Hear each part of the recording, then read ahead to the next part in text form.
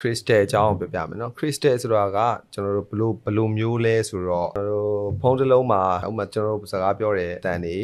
ဒီ power IC ကနေပြီးတော့လမ်းကြောင်းပေါ့ crystal ဆိုတာကျွန်တော်တို့ clock ခုံနှုံးတွေ master clock တွေထုတ်ပေးဖို့အတွက်เนาะ master clock တွေထုတ်ပေးဖို့အတွက်ကိုဆင်ပေးထားတဲ့ချိန်နှုံးတွေကိုတိုင်းတာတွက်ချက်ပြီးတော့တက်ဆင်ပေးထားတဲ့ crystal ဆိုတဲ့ IC လေးနော်တံပြားကြီးပြားလေးပေါ့နော်ဒီကျွန်တော်ဒီပုံးမှာဆိုရင် diagram ဟုတ်တယ်နဲ့တူတယ်နော် okay ဟုတ်တယ်ဒီမှာဒီပုံးမှာဆိုရင်ဒီ motherboard တစ်ခုမှာဆိုရင်ကျွန်တော်တို့ crystal က main power IC ကနေပြီးတော့ပဲ master clock ကို CPU အတွက်ထုတ်ပေးတယ်နော်ဒီ master clock ကို CPU အတွက်ထုတ်ပေးဖို့အတွက်ကိုကျွန်တော်ဒီ crystal ဒီချိန်နှုံးလေးတွေအလုပ်လုပ်ဖို့တဲ့ CPU ကနေထပြီးတော့ဒီ power နှိုးလိုက်တာနဲ့ဒီ crystal ကနေပြီးတော့ချိန်နှုံးလေးတွေ master clock အတွက် power IC က CPU ကိုပေးသွင်းလိုက်တယ်အဲ့တော့ဒီ master clock တွေဒီ clock signal တွေထုတ်ပေးဖို့အတွက်ကိုကျွန်တော်တို့ main power IC ကအဓိက